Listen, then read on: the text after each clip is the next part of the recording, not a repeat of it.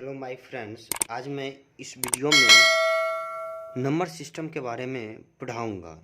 जैसे पहला चैप्टर देख लेते हैं, रियल नंबर सिस्टम।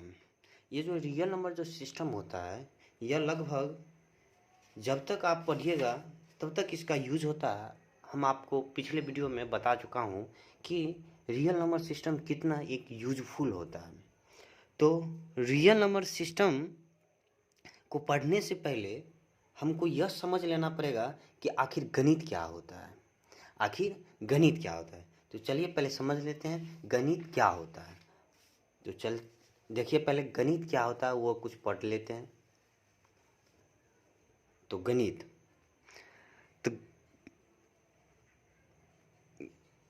किसे कहते हैं, ये मेरा पॉइंट आ गया कि गणित किसे कहते हैं, मैथमेटिक्स किसे कहते हैं, व्हाट इज मैथमेटिक्स। तो गणित किसे कहते हैं, इसको समझने से पहले हमको ये समझ लेते हैं, थोड़ा गणित का हिस्ट्री जान लेते हैं कि गणित का हिस्ट्री क्या होता है। तो गणित का आविष्कार आज से लगभग 7,000 से 6,000 ईस्वी पूर्व आविष्कार हुआ था। गणित का आज से लगभग कितना ईस्वी पूर्व आविष्कार हुआ था? 7,000 से 6,000 ईस्वी पूर्व गणित का आविष्कार हुआ था। और गणित जैसे आप समझते, जैसे गणित हो गया, तो गणित का खोज कैसे होता है आप सभी भली भांति जानते हैं कि कोनो चीज़ का खोज तब होता है जब उसका ज़रूरत समझा जाता है। जैसे अभी फिलहाल कोरोना तो चला गया, बट कोरोना काल में कोरोना वैक्सीन नहीं मिल रहा था। कोरोना का वैक्सीन जब नहीं मिल रहा था, उसको खोजने हम सब उसका ज़रूरत समझे। पहले कोरोना क्या होता है वो समझे, कोरोना की क्या ज़रूरत है, उसके लिए इंजेक्शन का ज़रूरत था, इंजेक्शन ज़रूरत पड़ा, तब उसके बाद कोरोना वैक्सीन का दवाई ढूंढा गया। इसीलिए कोरोना जो होता है, कोरोना को तो हम दवाई ढूंढ लिए, जब आवश्यकता पड़ा तब हम उसको ढूंढ लिए। उसी तरह गणित का खोज कैसे हुआ होगा, गणित की ज़रूरत को समझा गया होगा, उसके बाद गणित का आविष्कार किया गया। तो गणित का तो आविष्कार हो गया। अब देख लेते हैं गणित। तो गणित क्या होता है? पहली बात, गणित आर्ट है या साइंस है? बोलिए आप ही सब, गणित आर्ट है या साइंस है? गणित एक आर्ट का डिपार्टमेंट नहीं है, गणित एक साइंस का डिपार्टमेंट नहीं है, गणित एक आर्ट है। गणित एक आर्ट है, यह एक साइंस का डिपार्टमेंट नहीं है, यह एक आर्ट है। जैसे गणित हो गया, मैथ एक लैंग्वेज होता है, मैथ होता है मैथमेटिक्स, यह एक लैंग्वेज है। तो गणित एक भाषा है, गणित एक भाषा है। तो पहले गणित का आविष्कार 7,000 से 6,000 ईस्वी पूर्व हुआ था। गणित एक आर्ट है, गणित एक साइंस का डिपार्टमेंट नहीं है, गणित एक लैंग्वेज है। जैसे नेचर ऑफ स्टडी फिजिक्स कहलाता है, और फिजिक्स को अध्ययन करने के लिए जिस भाषा का उपयोग किया जाता है, या जिस लैंग्वेज को यूज़ किया जाता है, उस लैंग्वेज को मैथमेटिक्स कहते हैं। एक बार फिर सुन लीजिएगा कि मैथमेटिक्स किससे कहते हैं। तो नेचर को समझने के लिए फिजिक्स पढ़ना पड़ता है, नेचर को समझने के लिए हमको फिजिक्स पढ़ना पड़ता है, और फिजिक्स को समझने के लिए जिस भाषा का उपयोग किया जाता है उस भाषा को गणित कहते हैं। अर्थात नेचर ऑफ स्टडी फिजिक्स कहलाता है, और फिजिक्स को में जिस लैंग्वेज का उपयोग किया जाता है उसको हम गणित कहते हैं। तो साधारण गणित का परिभाषा हो जाएगा कि भौतिकी को समझने के लिए जिस भाषा का उपयोग किया जाता है उसे गणित कहते हैं। गणित का परिभाषा आप बहुत तरह से भी दे सकते हैं। तो गणित का परिभाषा हो जाएगा, भौतिकी को समझने के लिए जिस भाषा का उपयोग किया जाता है उसे गणित कहते हैं।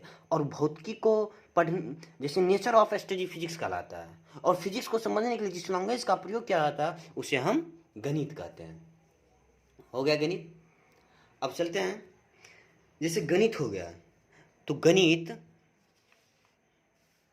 तो स्क्रॉल कर लेते हैं।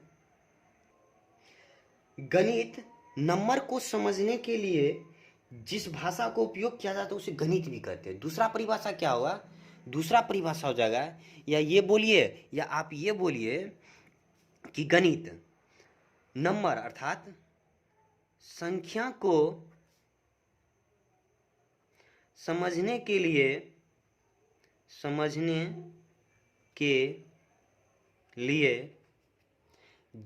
जिस भाषा का उपयोग किया जाता है उसे गणित कहते हैं। मतलब गणित जो होता है वो नंबर को समझने के लिए स्टडी किया जाता है। अब ये जो नंबर हो गया तो यहीं से अब आता है नंबर सिस्टम। अब गणित क्या होता है? अभी हमको प्राकृतिक संख्या नहीं पढ़ाना, अभी बहुत चीज़ और समझाना है। तो रियल नंबर सिस्टम के बारे में अभी पढ़ा रहा हूँ। तो नंबर हो गया, तो नंबर क्या होता है अब देख लेते हैं। नंबर क्या होता है? तो ये जो नंबर जो होता है, नंबर अर्थात संख्या क्या होता है? ये जो संख्या होता है, संख्या को अभी तक कोई भी वैज्ञानिक परिभाषित नहीं किया गया है। ये जो संख्या होता है, संख्या एक सिंबल है। जैसे दूरी का संकेत क्या होता है? मीटर। उसी तरह संख्या भी एक सिंबल होता है। जैसे एक इंग्लैंड का या लंदन का एक सोसाइटी था, रॉयल सोसाइटी ही ने बोला था कि एक को हम ऐसे लिखेंगे, दो को हम ऐसे लिखेंगे, तीन को हम ऐसे लिखेंगे और चार को ऐसे लिखेंगे, पाँच को इस तरह, छः को इस तरह, सात को इस तरह, आठ को इस तरह, नौ को इस तरह लिखेंगे। ये किसने दिया था? लंदन के एक सोसाइटी था जिसका नाम था रॉयल सोसाइटी, जो अभी लंदन में है। उसी ने बताया था कि एक को ऐसे लिखते हैं, दो को ऐसे लिखते हैं, तीन को ऐसे लिखते हैं, चार को ऐसे लिखते हैं, पाँच को ऐसे। मतलब 1 से 9 तक का आविष्कार हुआ था। अब पूरे वर्ल्ड में 1 से लेकर 9 ही डिजिट को, मतलब संख्या को लेकर यूज किया जाता था। लेकिन उसके बाद हमारे भारत में आर्यभट्ट जी का जन्म हुआ और उसने एक जीरो का आविष्कार दिया। तब अभी हम सब 10 डिजिट को लेकर कोई भी नंबर बनाते हैं। ये तो हो गया संख्या। क्या हो गया? तो संख्या का अभी तक परिभाषित नहीं किया गया है। संख्या एक सिंबल होता है। कोई भी आपको पूछेगा कि संख्या क्या है, तो संख्या एक सिंबल है, इसको परिभाषित नहीं किया गया है। तो चलते हैं अब क्या, फिर नेक्स्ट टॉपिक पे चलते हैं। ये तो संख्या हो गया। अब देख लेते हैं पॉइंट। अब यह देख लेते हैं पॉइंट। आप सबको मालूम होगा कि पॉइंट किसे कहते हैं। What is point? पॉइंट का हिंदी हो जाता है बिंदु। बिंदु किसे कहते हैं? आप सभी भली भांति जानते हैं कि जिसमें ना लेंथ हो, ना विड्थ हो और ना हाइट हो, जिसमें केवल प्लेस हो, उसी को पॉइंट कहते हैं। उसी को हम पॉइंट कहते हैं। केवल प्लेस, जिसमें ना चौड़ाई हो, ना मोटाई हो, ना ही हाइट हो, जो केवल कुछ क्षेत्र घेरता हो, उसी को हम पॉइंट कहते हैं। इसको तो पॉइंट हो गया। अब बताइए आप सब, क्या पॉइंट में त्रिज्या होता होगा? इसको जब आप बड़ा कीजिएगा, पॉइंट को जब आप बड़ा कीजिएगा, इसका कुछ तो त्रिज्या होगा। त्रिज्या हुआ ना? तो ये जो त्रिज्या हो रहा है, आप कहिएगा कि इसमें तो लेंथ है, लेकिन ऐसा नहीं है। वैसा पॉइंट जिसका वैसा बिंदु जिसका ना लेंथ हो, ना ब्रेड्थ हो, ना हाइट हो, केवल जिसमें केवल प्लेस हो, उसी को हम पॉइंट कहते हैं। और इनफाइनाइट पॉइंट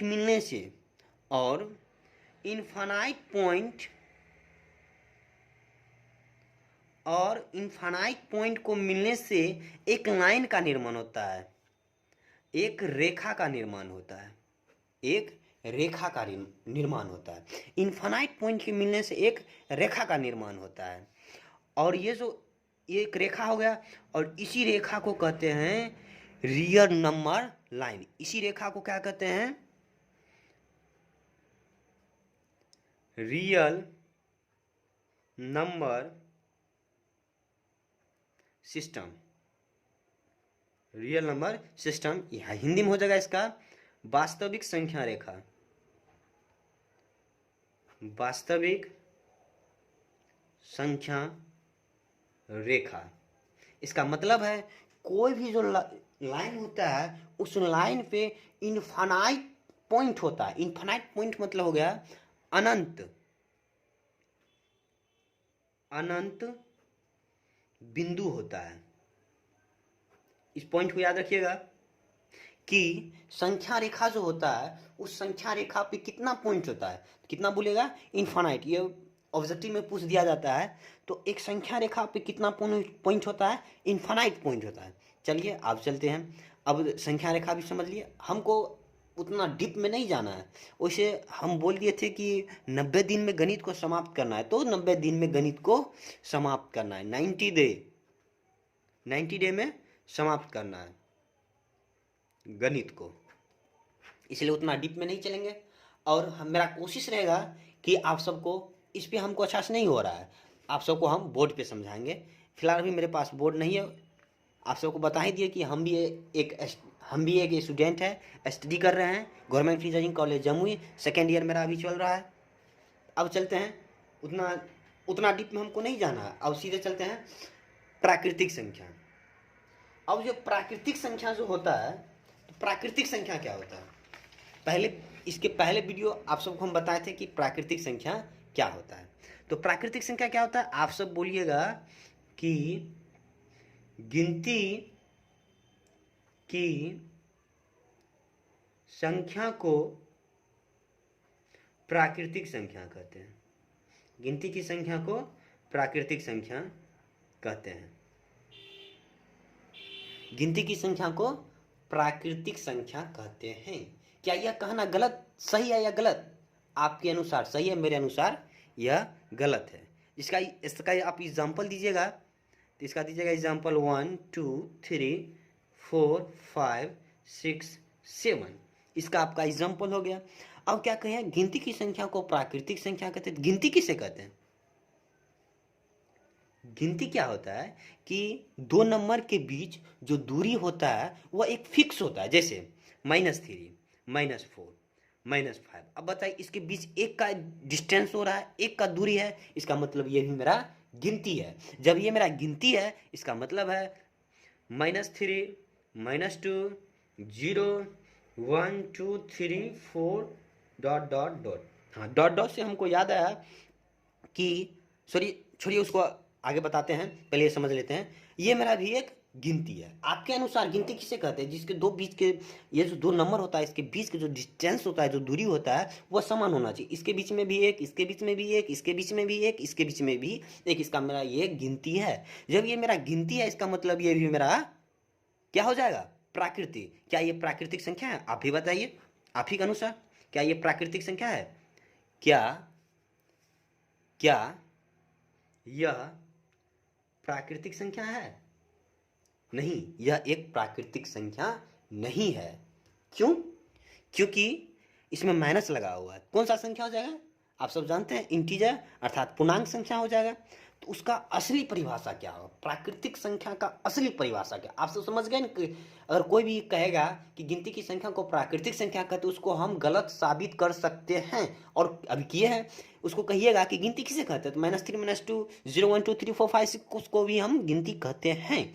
इसलिए इसको भी हम प्राकृतिक संख्या कह सकते हैं। लेकिन यह नहीं होता है, यह एक पूर्णांक संख्या होता है। इसलिए आपका जो परिभाषा बोले हैं कि गिनती की संख्या को प्राकृतिक संख्या कहते हैं, यह एक गलत है। इसका शुद्ध परिभाषा अभी मैं लिखा रहा हूं।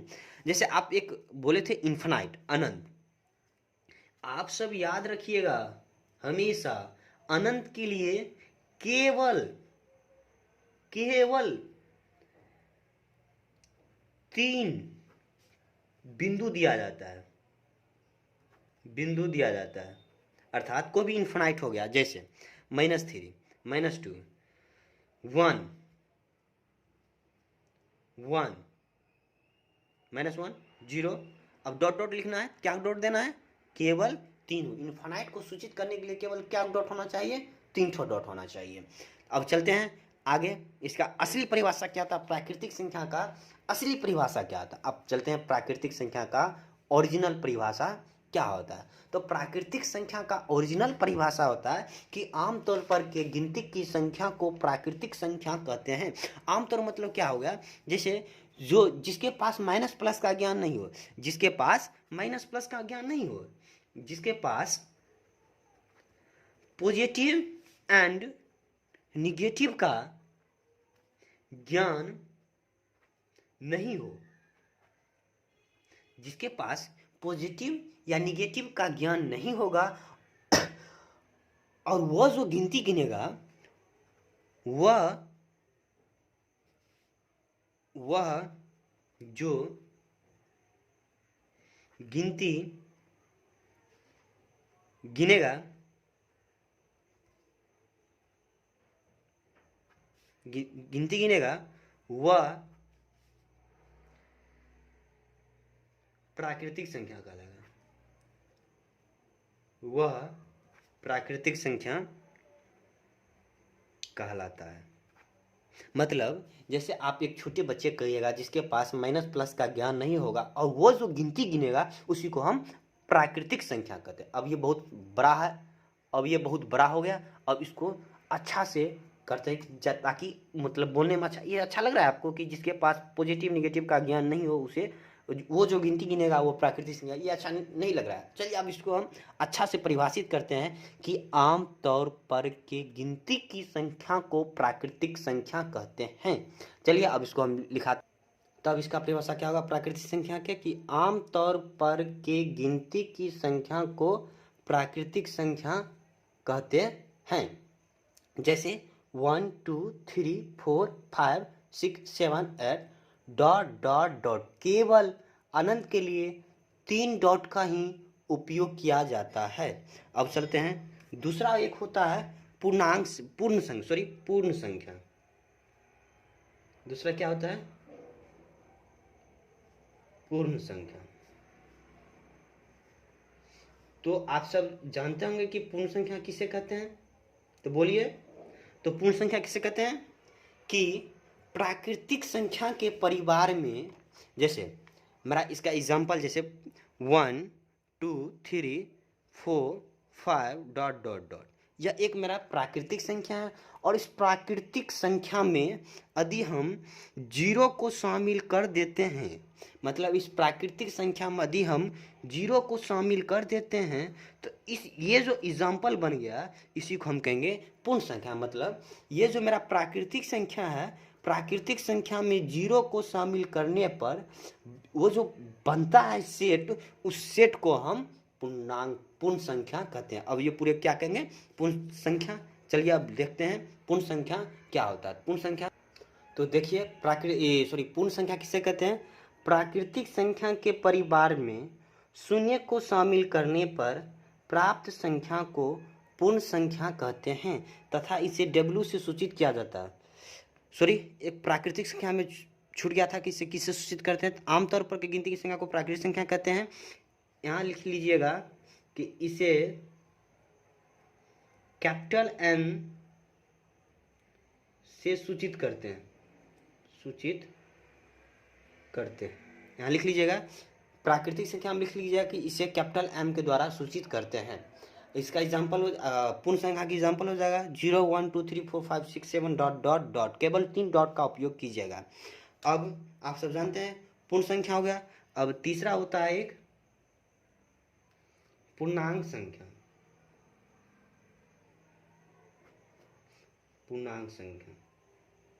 तो पूर्णांक संख्या का परिभाषा भी बहुत सारा बुक में गलती लिखाता है, बहुत सारा बुक में पूर्णांक संख्या का परिभाषा गलती लिखाता है। अब चलिए इसका रियल परिभाषा क्या आता है वो हम सब अभी जानने की कोशिश करते हैं कि इसका जो रियल होता है वो रियल क्या होता है, इसका रियल परिभाषा क्या होगा। इसका रियल परिभाषा होता है, जैसे देखिए प्राकृतिक संख्या, क्या प्राकृतिक संख्या निगेटिव होता है? प्राकृतिक संख्या क्या निगेटिव होता है? नहीं, प्राकृतिक संख्या निगेटिव नहीं होता है। जैसे आप सब बोलिएगा कि प्राकृतिक संख्या में ऋणात्मक संख्या को शामिल करने पर प्राप्त संख्या को पूर्णांक संख्या कहते हैं, जो कि गलत है। ये होता ही नहीं है। प्राकृतिक क्या निगेटिव होता है? प्राकृतिक संख्या क्या निगेटिव संख्या निगेटिव होता है? नहीं, प्राकृतिक संख्या निगेटिव नहीं होता है। आप सब क्या बोलते हैं परिभाषा इसका, कि हम थोड़ा ही लॉजिक लगाएंगे केवल। प्राकृतिक संख्या में ऋणात्मक संख्या को शामिल करने पर प्राप्त संख्या को पूर्णांक संख्या कहते हैं, जो कि गलत होता है। इसका शॉर्टकट चलते हैं, रियल परिभाषा जल्दी से पढ़ना है, बहुत बड़ा वीडियो बन रहा है, 20 मिनट को हो चुका है अभी तक। चलिए पहले प्राकृतिक संख्या क्या, सॉरी प्राकृतिक संख्या तो जान लिया, पूर्णांक संख्या क्या होता है? पूर्णांक संख्या, प्राकृतिक संख्या निगेटिव नहीं होता है। तो मेरा परिभाषा होगा, आप प्राकृतिक संख्या डायरेक्ट बोलते हैं, हम उसको बना देंगे निगेटिव। तो पूर्णांक संख्या का परिभाषा होता है कि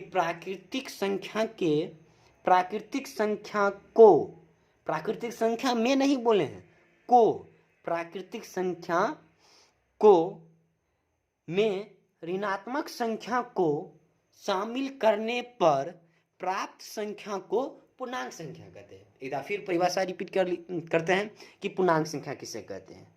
प्राकृतिक संख्या को ऋणात्मक संख्या में शामिल करने पर प्राप्त संख्या को पूर्णांक संख्या कहते हैं। इसे कैपिटल I या Z से सूचित करते हैं। इसका एग्जाम्पल होता है -3, -2, -1, 0, 1, 2, 3, 4 ... मतलब इसमें ऋणात्मक संख्या होता है। चलिए इसका परिभाषा लिख लेते हैं कि पूर्णांक संख्या का परिभाषा क्या होता है। तो चलिए देख लेते हैं कि पूर्णांक संख्या किसे कहते हैं। प्राकृतिक संख्या में ऋणात्मक संख्या को शामिल करने पर प्राप्त संख्या को पूर्णांक संख्या कहते हैं। इसे I और Z से सूचित किया जाता है। प्राकृतिक संख्या ऋणात्मक नहीं होता है, लेकिन उसको ऋणात्मक में शामिल किया जाता है।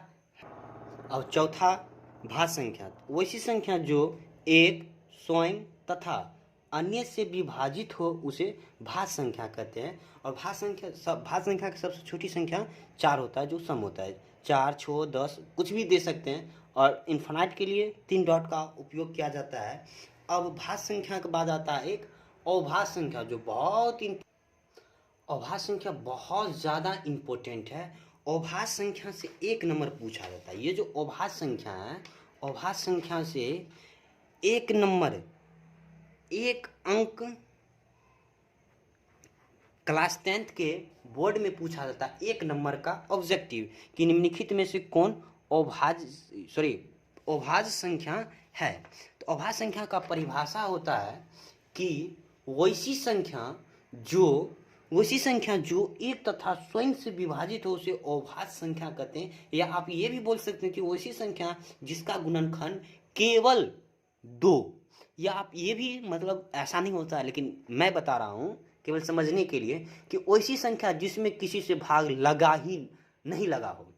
जैसे 2 हो गया, जैसे 71 हो गया। वैसी संख्या जिसमें किसी से भाग ना लगे, वैसी संख्या जिसे किसी से भाग ना लगे। जैसे 2 में किसी से नहीं लगेगा, स्वयं से लगेगा केवल। 3 स्वयं से लगेगा, 5 स्वयं से लगेगा, 7 स्वयं से लगेगा।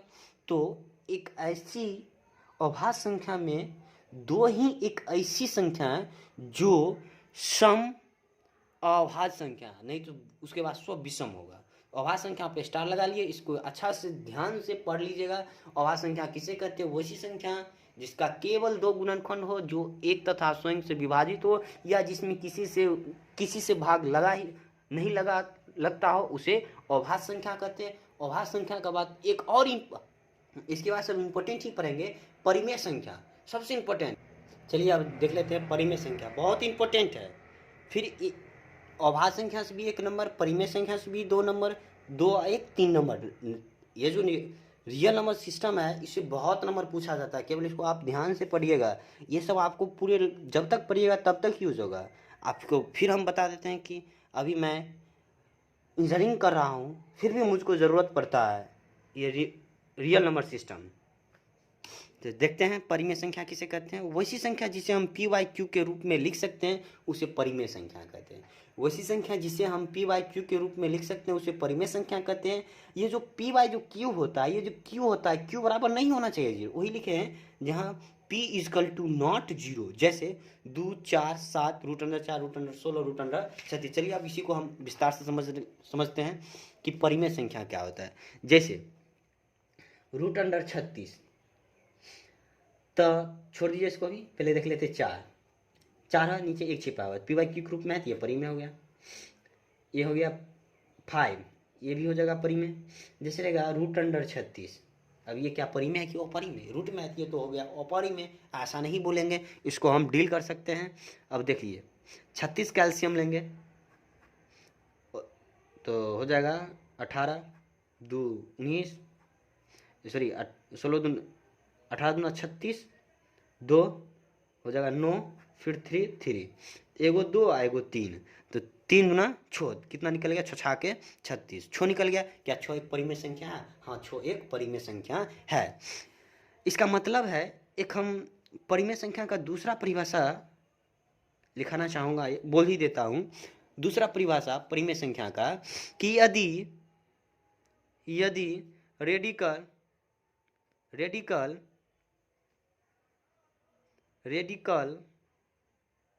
साइन से मुक्त हो जाता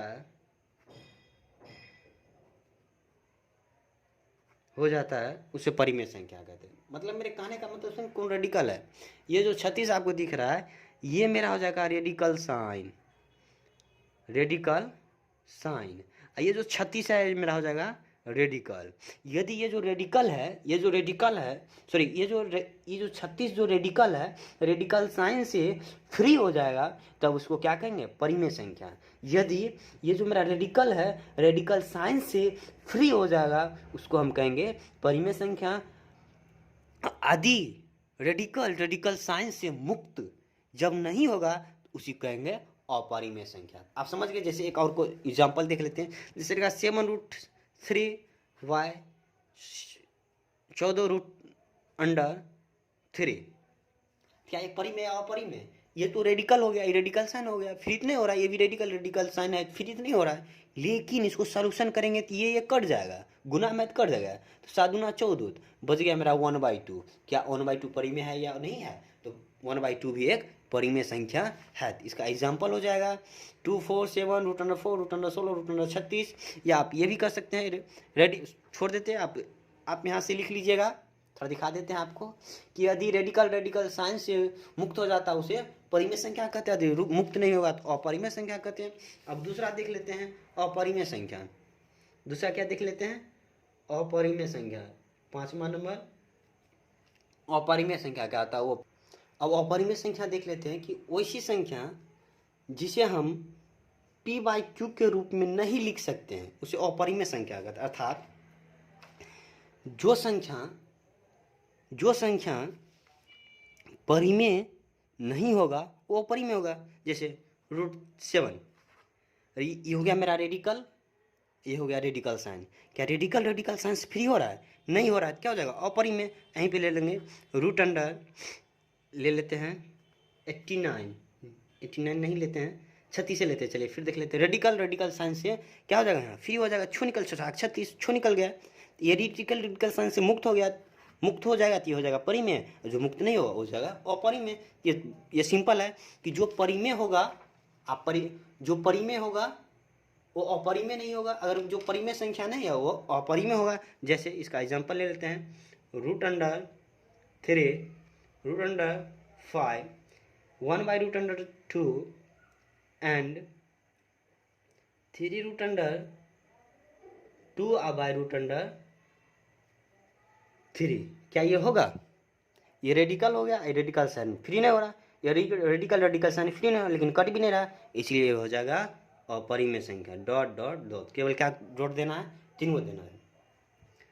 अब एक और मैन आता है, इसको भी स्टार लगा दीजिएगा, यहाँ से भी क्वेश्चन पूछा जाता है। अच्छा, आपको रिवीजन हम करा देंगे एक बार। उसके बाद आता है एक वास्तविक संख्या।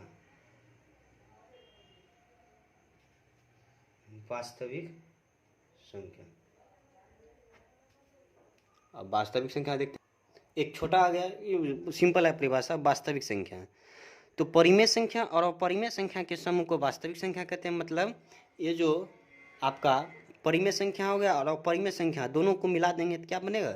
वास्तविक संख्या। तो वास्तविक संख्या हम आप दे देते हैं एग्जाम्पल, दोनों का एग्जाम्पल दे देते हैं। जैसे 2 भी हो जाएगा, 4 भी हो जाएगा, √3 भी हो जाएगा और √9 भी हो जाएगा, जो दीजिएगा सब हो जाएगा डॉट डॉट, बशर्ते नीचे में 0 नहीं होना चाहिए।